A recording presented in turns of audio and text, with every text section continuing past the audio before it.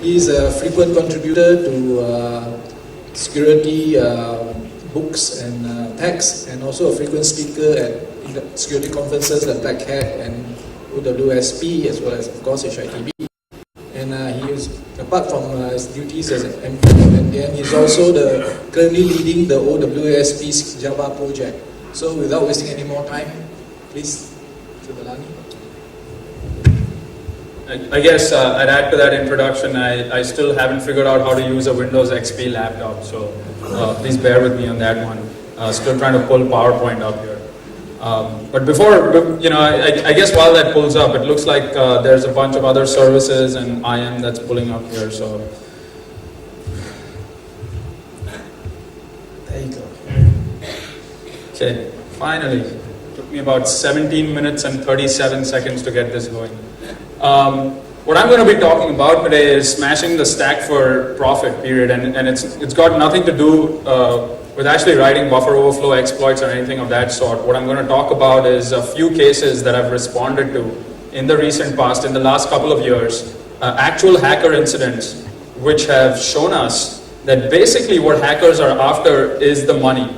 The motivation is purely driven by money. It's no longer for fun. People aren't here to hack into systems and share Ricky Martin MP3s with each other. That doesn't happen anymore. It's all about the money, it's government, it's espionage, either corporate or at the government level. So that's what my talk is about. So before I get started, I want to ask you the question. How many people think that the person on the left describes today's hacker the best? Anyone think that the person on the left is the one who's today's hacker? 2 people there, 3. How many people think it's the guy on the right? Wow. And what about the rest of you? Neither of those? Okay, how about me? Well, I put this up here because definitely there was a talk right before, I guess at about 1:15 today, which talked about profiling hackers and things of that sort. I can tell you that more so, if I were to pick one of these two, it would be the gentleman to the right. He's actually an actual hacker. We worked on a case, my organization that is, and I was involved in that. We gave testimony in court. The gentleman on the right, his name is Rohyt Bel.mp4, and he was a system administrator at a financial institution in the US, namely UBS Paine Webber. And what he did was he was a rather disgruntled employee because his salary was a measly $165,000 a year. So with that measly income, he was really disgruntled, wanted a raise to $175,000, didn't really get that raise, so he decided, wow, I know how the systems here operate. So he put in a logical time bomb on the systems. 1,000 systems on UBS Paine Webber were infected with this logical time bomb, which was slated to go off on a particular date at a particular time right before the stock markets opened. And what he also did is resigned right before that and shorted the UBS stock, saying, well, I'm going to make some good money when these guys cannot trade for the next 2 or 3 days. What he didn't realize, even though he was a system administrator there for years, was that NTP did not operate correctly at UBS Paine Webber. And I have a bunch of other things popping up here, so that's even more interesting. Sorry about that. Is it easier? So yeah, that was the story of Rohyt Bel.mp4. He was, we testified in court. The trial just concluded about 2 weeks ago, and he's actually being sentenced as of yesterday, charged of computer fraud as well as mail fraud in the US. So the point being, let's get that image of a teenager sitting in the basement of his parents' home somewhere out in a crazy part of the US or somewhere in Eastern Europe trying to hack for fun. That's not what the guys are all about today. And that's it. My talk is over. Conclusions. Now I'm just going to present conclusions before I move on with real-world case studies, so it kind of puts things in a bit of perspective here. From what we've responded to, and we've responded to several hundreds of incidents in the past 5 years, what we found is the hacker profile has undergone a significant change. Like I said, in the mid-80s and early 90s, I would have said the guy on the left was more likely to be a hacker than the guy on the right. Not the case today. Sophistication of attacks is on a rise. I think the people who respond to incidents, people who consider themselves white hats like myself, are lagging well behind the black hats. And there's a reason for that. You might want to guess what the reason for that is. Why are the black hats leading the race as compared to the white hats? Looks like a shy audience here. Should I got some giveaways or would I got things going? Yes, sir. Profit, exactly, because they make more money than the white hats do. That's the right answer. So the fact of the matter is that the motivation behind cyber attacks today is primarily money. And I read an interesting statistic that was actually based on a study conducted by the US Treasury Department, which said that cybercrime has actually outgrown illegal drug sales in the US. And their estimate was that the loss due to cybercrime is about $105 billion last year. So that is a crazy statistic. And I guess my 3 case studies will fall into the 0.0001% of that amount today. So the first case study, I call it the pump and dump scam. How many of you here actually receive an email on a regular basis which asks you to buy a particular stock? Almost everyone will put their hands up, otherwise you don't look at your spam filters, right? All of us received that email, and whenever I received it, I actually, just because I work in the security industry, I actually archive them just to see what the hell's going on, but most people obviously delete those emails. What I've been observing, initially I didn't know what these emails were about till I got involved in this, in the response to what is called the pump and dump scam. And it's a much bigger picture than what we see behind the spam email. It's not the other spam, and I won't get into that. It is a very targeted spam. Keeping that in mind, coming to the symptoms for the incident that I responded to, and the reason I call it symptoms, other than the fact that my dad's a doctor and I relate my career to a doctor as well. But the issue is that when we walk in to an organization to respond to an incident, we're rarely told ever what the true case is. How many of you walk into a doctor's office and says, I have mononucleosis due to streptococcus bacteria in my throat? It doesn't happen. You go in there saying, I got a sore throat. It could be throat cancer. It could be something, just a cough that you picked up. It's kind of similar. We walk into an organization and that's exactly the symptom. That's exactly what we were told. I saw a trade executed from my account. 10,000 shares of a company I've never heard of before were executed on so-and-so date at so-and-so time. And this person only traded through the online interface of that particular brokerage firm, which is based out of the United States. Now we'll leave these 7 other clients that I'm talking about out of the picture for a bit. These people actually started reporting the exact same symptom after they heard that the investigation was underway. And as the investigation continued, what we found is it's not just these 8 people affected by this potential scam, but it's tens of thousands of users of this particular brokerage firm. Anyone want to take a guess as to why the other people never reported it to the brokerage firm? So they never reported that they saw unauthorized trades being transacted from their accounts. Why? Price money. They were making money, exactly. These people were making money. The shares were bought, the prices were going up, everything was hunky-dory. Why am I going to tell the brokerage firm, right? So there was thousands of people there making money of these scams, but they didn't know what they were in for. Fortunately, 8 people did report this scam.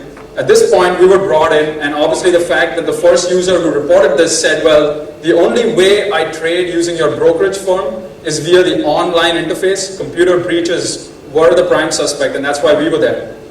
Well, going back to what I said, we had no idea at that point, was it the brokerage firm's infrastructure that was hacked? Was it the brokerage firm's application that was hacked? Was it the end user that was hacked? Was there malicious software running on the end user system? No idea. So we had to take a multi-pronged approach and said, well, we're going to eliminate every potential attack vector here. All we know is that the attack happened on so-and-so date at a so-and-so time. That's all we knew.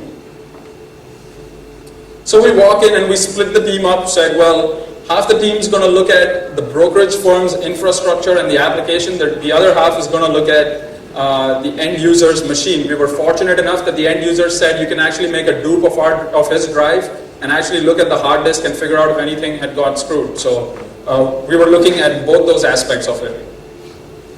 As I said, since we only knew that the attack happened on the 17th of January 2006 at approximately 2 p.m., we requested everything around that time frame to start with, and then we were going to expand and make our way outwards. So the first thing I said is, well, can we have a look at the web server logs for the web server on which the online brokerage firm's trading application runs.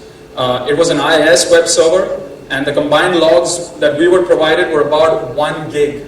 1 gig of IIS web server logs is not fun to parse through. So fortunately, we were looking at log parser to help us out. Now mind you, before I get into the details of this particular attack, I have changed some of the details here just to protect the anonymity of the client. So there might be some things in there which are not 100% accurate. I'm not going to market Microsoft stuff here. There's enough Microsoft people at this conference already. But all I wanted to say is we use log parser. When we walked in there, we looked at the application for starters and said, well, the attacker might have broken in via the application. But even before we conclude that, how could the attacker have executed trades from the online interface? Well, if he executed trades, he's got to have hit the execute.asp page that allows you to execute trades. So he said, given the web server logs for the 17th of January, let's parse through them and look for all requests to execute.asp. So we use log parser, and you see the syntax up there. Log parser allows you a SQL-like syntax to be able to query log files. So all we said is, well, look at all the log files and pull out every request to execute.asp. I don't know if you guys back there can read that at all, but this is what we saw as a result of running that query. And the dot there shows us that we had thousands of results for this particular query. Can anyone tell me, just looking at this, is there something suspicious that comes to your mind? Yes. Okay, so the gentleman here says what he sees is that the 172.16.22.33, obviously an IP address that I've modified in the log files, that's an internal IP, but that IP address occurs repeatedly and a lot of times in the log files. Can you observe anything else that might be anomalous? Yes? Session ID. Session ID, what about the session ID? There's multiple duplicates. I'm sorry? There's multiple duplicates. Okay, so what he says is the same session ID is seen repeatedly in the log files. So every time the .33 IP address hit execute.asp, it was the same session ID along with it. Is there anything else that you observed here? Look at all those columns. I'm sorry? The timing. If you look at the time there, that particular IP address is hitting this web application at exactly 5-minute intervals here, on the dot. I think there's one anomaly in there, but that could be attributable to network delays. But pretty much every 5 minutes, the .33 IP address was posting something to execute.asp with the exact same session ID. Interesting. Now, if you were in my position and you looked at this, how would you further refine this log file to help you solve this case? What would be the next step?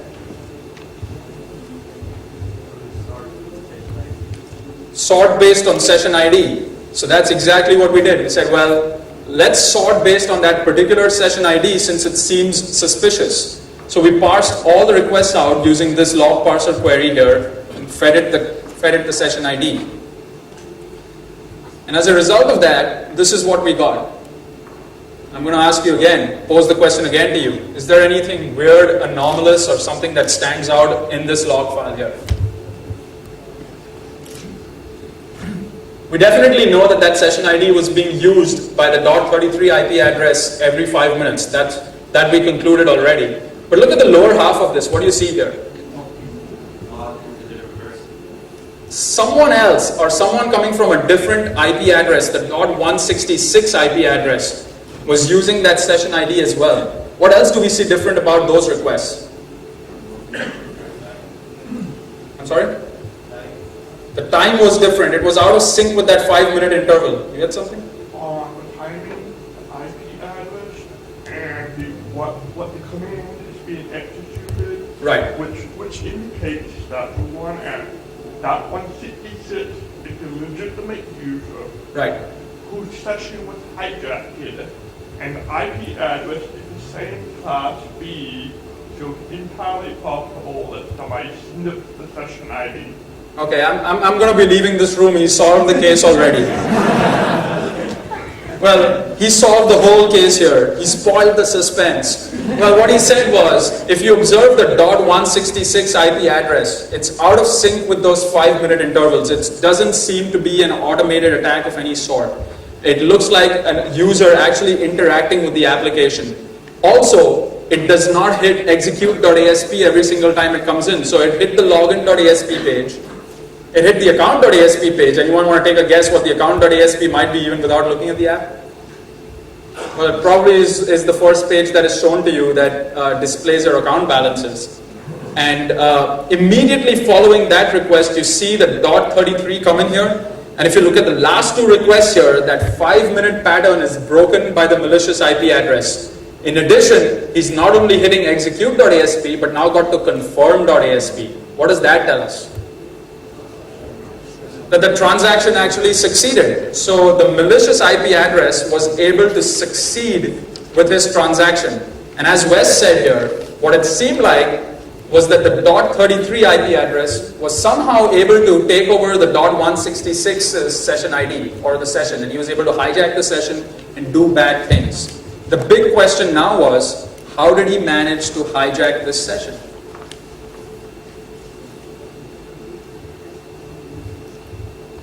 Any clues, any suggestions, any ideas? Yes? Cookie? The cookie. What about the cookie? Well, since they all have the same session ID. Right. They are the same session ID. I guess I should rephrase my question is, how do you think the malicious attacker got a hold of a valid user's session ID in this case? Because to me, it didn't seem like a session ID that could be easily guessed. It was fairly random here.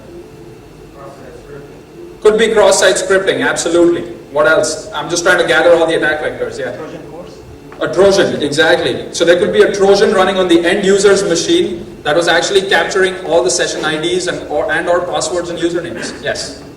The really important question is, before the .166 or the execution successful, was the trade successful, this indicates that somebody had been using just a session ID and was posting it in hopes of somebody actually logged in with that session ID. When somebody logs in, that session ID becomes valid, and when that session ID becomes valid, we can execute the actual trade itself. Well, again, if I was in Japan, like I said, I would have bowed to him again. I don't know how you do it in Malaysia. The guy's solving all the crime here. He's exactly right. So what his conclusion is that it seemed like there was an automated attack of sorts. Malicious IP address kept hitting the execute.asp in hope that this session ID would come alive somehow. And then when the session ID did come alive because someone logged in and was assigned that session ID, he was in now because that session ID was activated with the other person's session, and he was able to execute the trade, and as the confirm.asp indicates, the trade actually went through. So that was the end of my questions as to how could he have broken in, but the big question still remains, how did he get a hold of this session ID? And that was the next question we were about to explore. Was it cross-site scripting? Was it a malicious Trojan? It could have been anything. Well, this is the time we went back to the guys who were performing the host-based review on the hard drive and said, well, was it a malicious Trojan that you found on there that was capturing the session ID?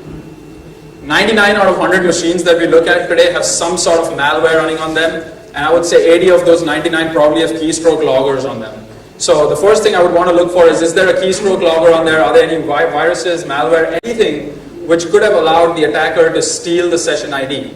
Well, to our surprise, at least given the time frame that we had to look at this hard drive, we didn't find anything suspicious. It almost seemed like a pristine XP install there. So we said, well, let's move on and let's start looking further, drilling down into the hard drive. What we found was something very, very interesting. We ran into the archive.pst file. Does anyone know what the archive.pst file is? The email archive. If you use Outlook and you archive your email, that's where your archived email gets stored. So the consultant who was looking at this started reviewing all the emails that were archived on that victim's hard drive. What he found was a very interesting email in there. He found an email in there from customer service at that particular brokerage firm.com. It asked for valued customer feedback, and any one of us had looked at this email, we would have said, wow, this is a phishing email, move on. Well, what was interesting was there were no spelling mistakes here. There was no grammatical errors. So 80% of the phishing emails were eliminated already, right? And then now we were left in the 20% space, but we still said, well, this has got to be phishing because these guys don't send out valued customer feedback emails. So I asked the person, the potential victim there, that there's a link in here which said you can click here and provide your feedback. Did you click on that link? And he said, yes, I did click on that link. And I looked at him like it was all over. And then he looked back at me and he was really mad at me and he said, you know what, I'm an engineer too, I'm an IT guy, and I understand what a phishing attack is. This was not a phishing attack. And I asked him why he thought so. Well, he had some valid reason in there. He had at least some sort of reasoning to tell me why it wasn't a phishing attack. Well, he repeated the first two reasons I already told you, no grammatical and spelling errors. But also what he said is if you look at the URL, it wasn't going out to that random IP address or some vague URL. It was actually going out to the brokeragefirm.com/login.asp page. So he said, I looked at that URL, I looked at it twice, I looked at it a third time and clicked on it. What do you see here is the problem though? Yeah. Well, the URL that you see from there can be easily spoofed if the email is HTML. Right. Obviously people can do stuff like spoofing URLs, it appears like something, it is something. What else do you see about this URL that stands out? It's passing the session ID. He's passing a session ID in the URL. Let's go back a couple of slides and look at the session ID we were looking for. Do you see any similarities there? Exactly the same session ID, right? So what was happening here?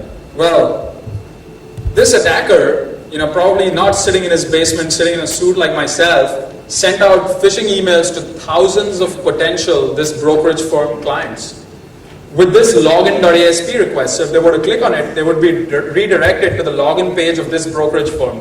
Appended to it was a session ID. What was he trying to do here? He was trying to activate this particular session ID and associate it with that person's profile when they're logged in.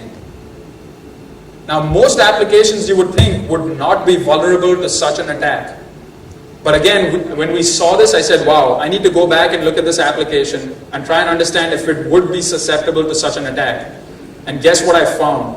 When you hit the login page of the application, before you hit the login page, it had already supplied you a session ID. When you entered your credentials, all it did was reuse that session ID with your particular account. So it was a classic session fixation attack in this case. The attacker was taking advantage of session fixation along with some neat social engineering where even a technically savvy user fell for the phishing attack, clicked on the link, activated his session with his profile, and the attacker was able to get in at about 2:08 in the afternoon and execute the trades. So this was, one of the it happened with one of the people. Like I said, there were potentially thousands of people out there affected by this. The bigger picture was, once we started getting into this attack, was this attacker was trying to execute trades of this penny stock, large volumes of it, drive the price up, and then sell his own holding in that stock.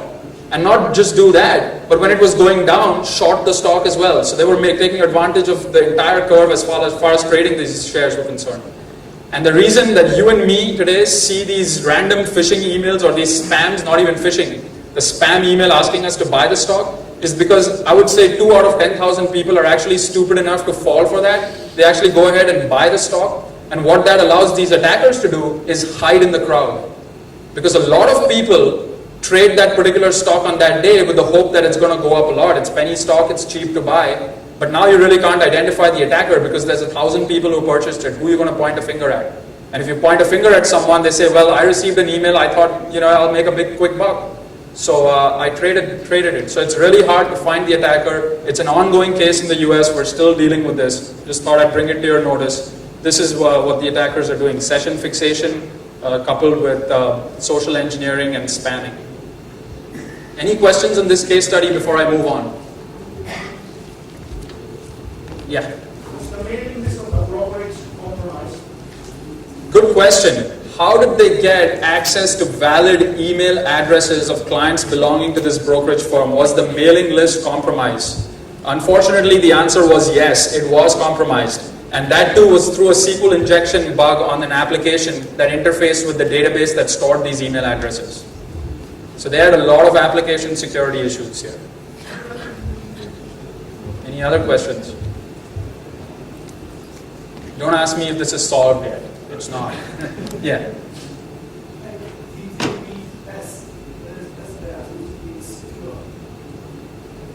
Okay, so the question there is, he sees it to be HTTPS. Doesn't that make it secure because there's SSL there?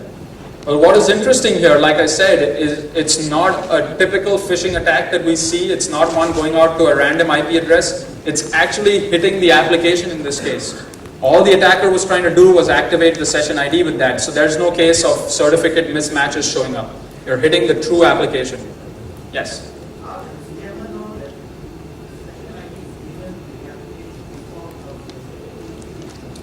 I didn't get your question, I'm sorry.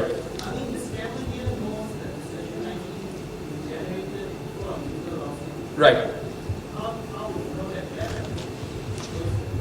Well, I guess they're probably probing broking and banking applications out there and observing what's going on. And wherever they find an application security flaw, they catch on to it. Like I said, they're motivated by a lot more money than I am, so they're quick to catch on to it. Yes? Previously, we saw that all the executes traffic are coming from one IP address. Right.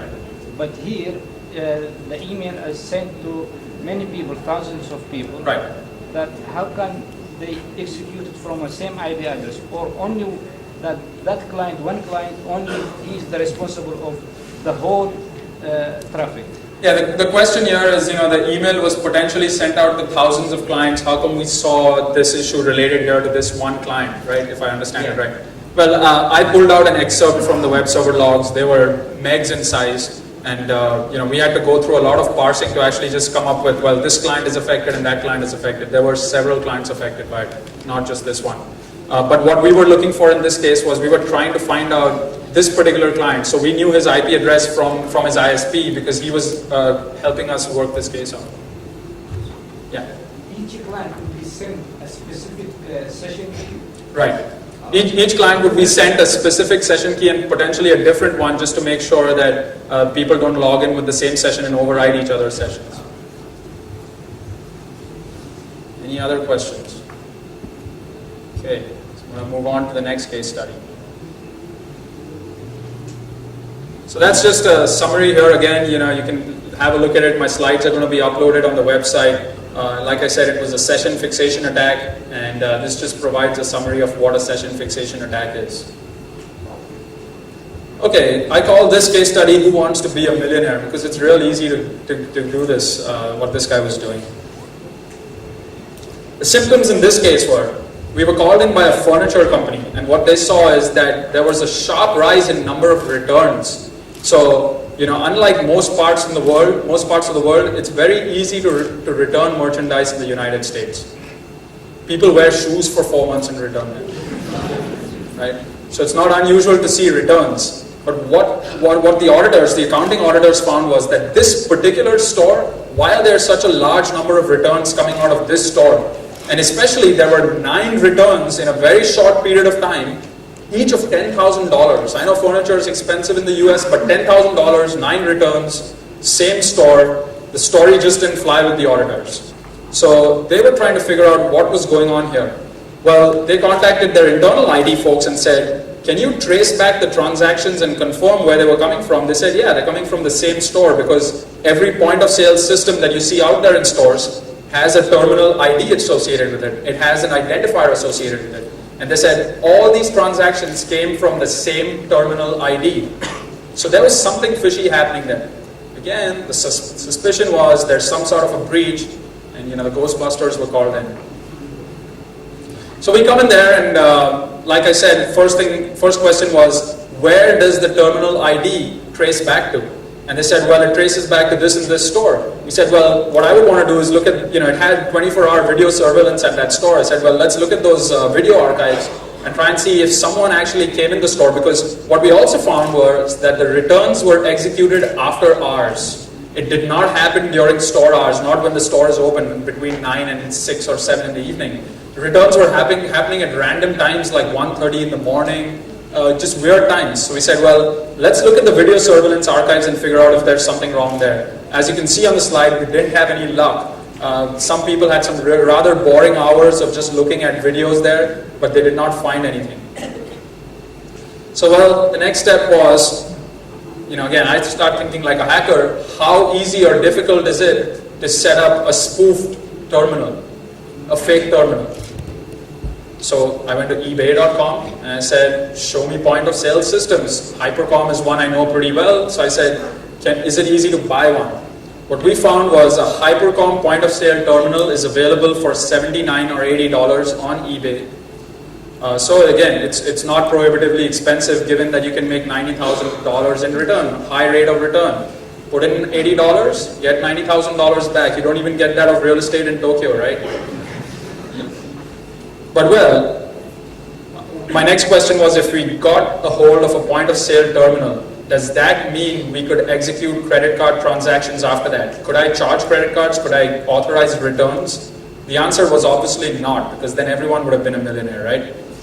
What you did need to set up a valid terminal was, you needed a valid terminal ID which was registered with a credit card processing organization, an organization that processed these credit card transactions.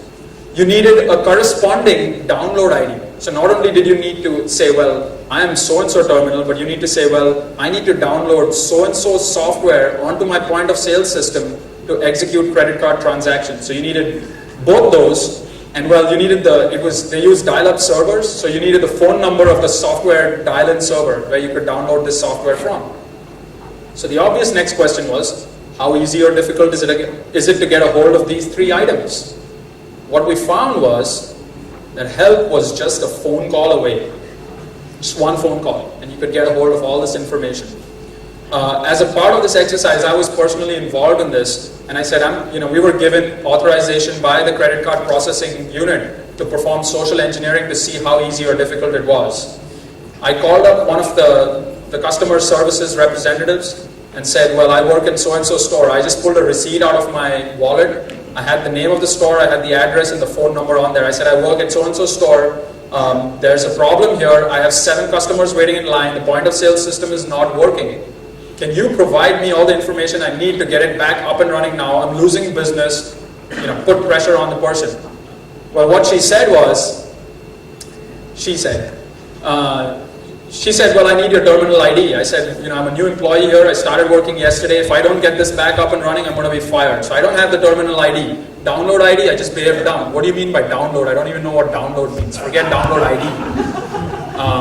And then, so she asked a few questions. I didn't have answers to any of them, posing as a new employee.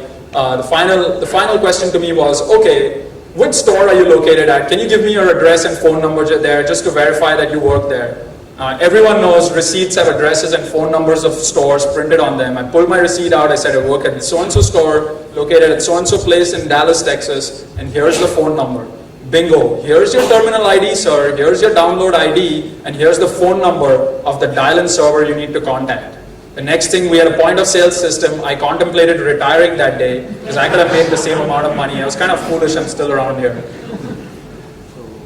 So anyways, we kind of figured that one of the most plausible attack vectors was a social engineering attack. But how are we to catch this attacker? He's still going to continue doing what he's doing. So we said, well, we're going to have to go through a painful process here. What we did was we configured all the dial-in servers to log the incoming phone numbers. So all the phone numbers from where downloads were being initiated were logged. What we also did is we disabled every single point of sale terminal belonging to that organization. Now that's a mammoth task. When you have a huge retailer spread all over the United States, we're talking about over 10,000 point of sale terminals. We disabled each one of them. It obviously was a business hindrance. But what we also said is, let people from the stores call in and we'll enable it. So people were working 24 hours, 3 shifts, just getting their point of sale terminals enabled. The purpose of that exercise was, since all the terminals are disabled, the guy with the false terminal is potentially going to call back as well to enable his terminal.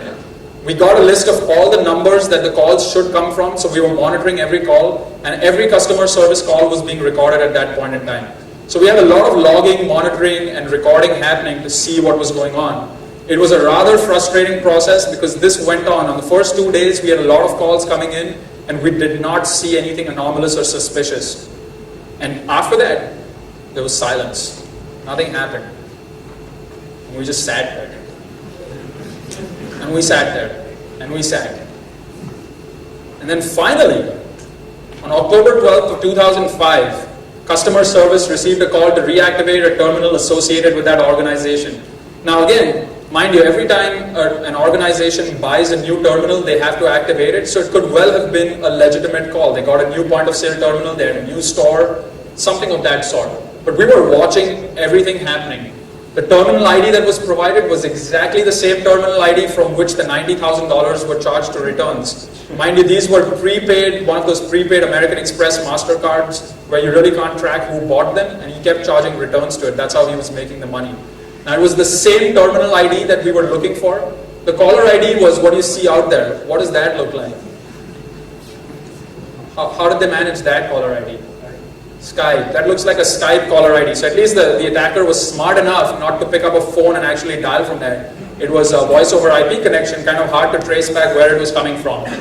So the customer service representative was actually told by us, say, well, give him all the information that he needs to begin his transactions. So she provided all the information. A few hours later, what we saw that the terminal initiated a connection to the dial-in server. He thought he had gotten away with it. And what we found was that the number it was coming from was a hotel in Miami. So the next step was that. And the person was caught. He was stupid enough to actually connect it to a modem where he could be traced back. But he was smart enough to make $90,000 before he did that. So any questions related to this case study? Well, I would have attacked it by copying the flash of the original terminal. That would have definitely been a much smarter attack. Copy the flash of the original terminal rather than having to call back in. I agree.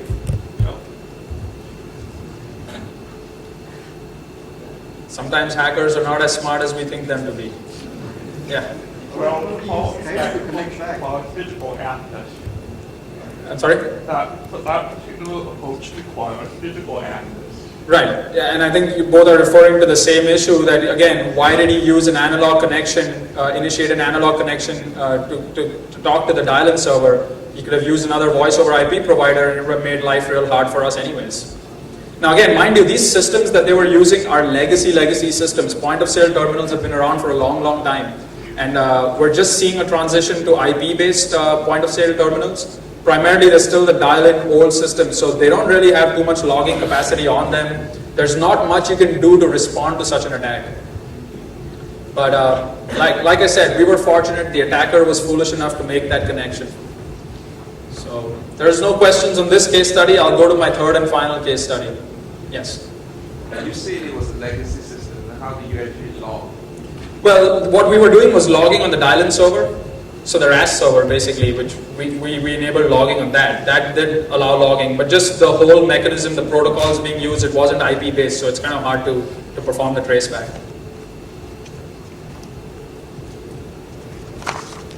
Okay. So third and final case study. This one is related to cyber extortion.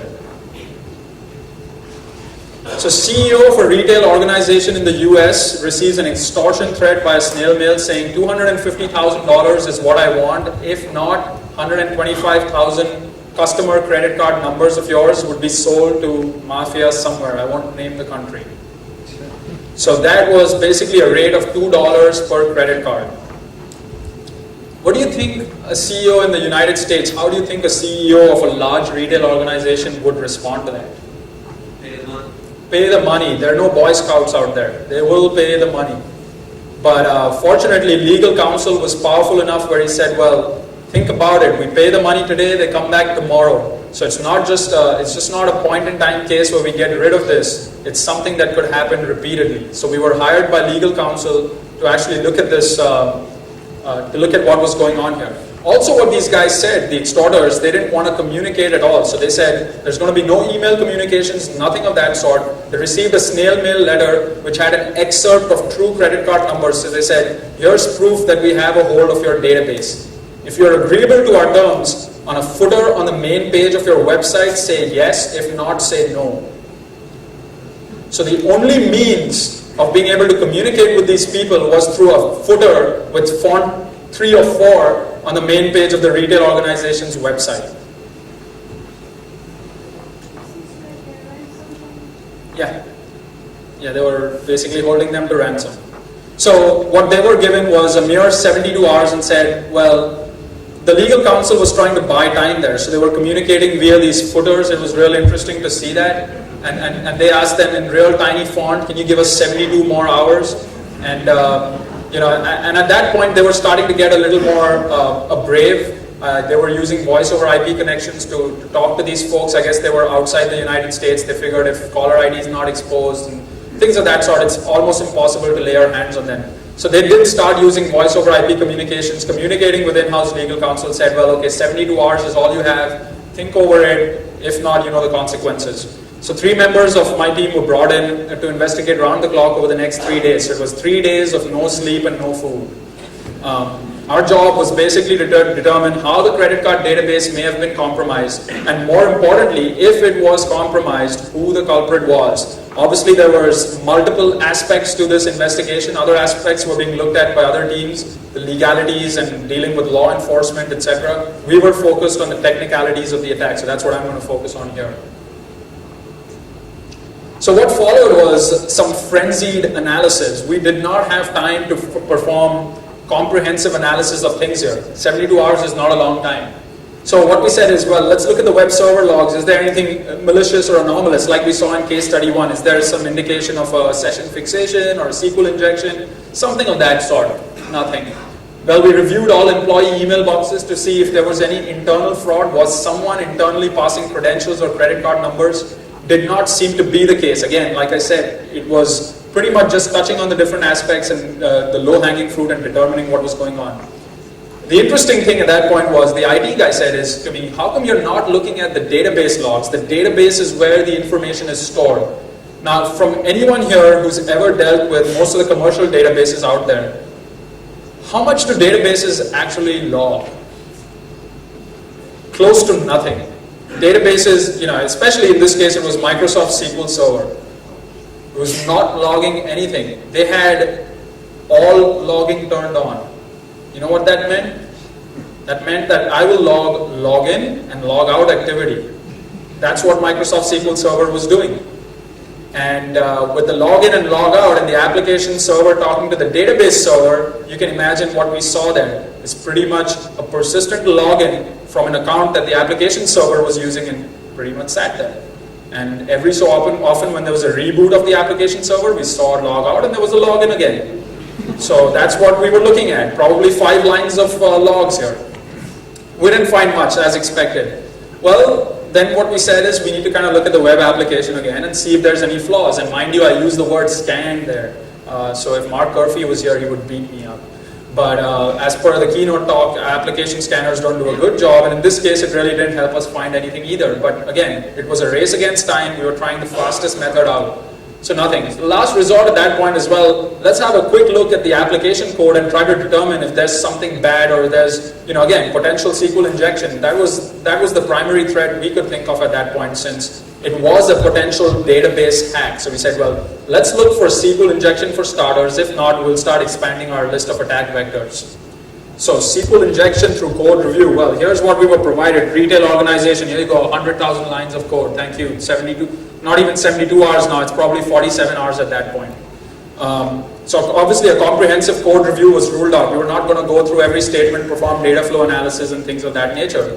What we resorted to is some quick scripted searches. Said, well, let's run some quick greps and scripts here and try and figure out if there's something bad happening. Now, I'm going to pose the question to you again. If you're looking for a SQL injection bug without having to perform data flow analysis in source code, what would be the quickest scripted search?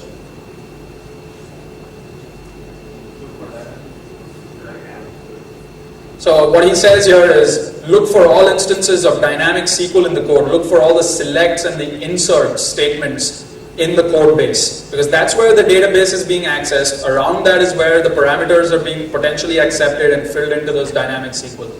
So that's exactly what we did. Well, we ran a quick query saying, show us everything with the word select in there. So show me all selects. Well, what we found was an overwhelming number of hits. It really didn't help our case at all. They were definitely using some real poor programming practices here. Stored procedures was not something that they had heard of. They were using just dynamic SQL all over the code. So we saw, again, we probably got it down from 100,000 lines of code to tens of thousands of lines of code. Wasn't really helping our case. So what would be the next query if you were to run a regular expression search on the lines of SQL injection? I'm sorry? Insert. We ran insert as well, and we were faced with a similar scenario. So the inserts and select, just select and insert, didn't really get us too far. We said, let's take it a step further. Let's look for select star, because those normally are the biggest culprits, right? So we said, let's try and see if we can find anything with select star in there. Now, they're not supposed to have, select star under legitimate reason. There should be no legitimate reason to have a select star kind of query in application code. I mean, you have to have a real good reason for that. So we said, okay, let's look at select star from. We got 5 hits in the code, and that was more manageable. One of them was a select star from, and obviously I changed the name of the table here, but select star from the table that stored the credit card numbers. Obviously, we were really interested in that one. Said, here's where we found it. Let's look at the application code surrounding this statement. And here's the application code surrounding it. Does anyone want to tell me what this is? What language is it, for starters? Anyone? It's actually ASP.NET out there. But anyone tell me what's going on here? All the code review experts. It's a backdoor. It's a backdoor. It's a backdoor.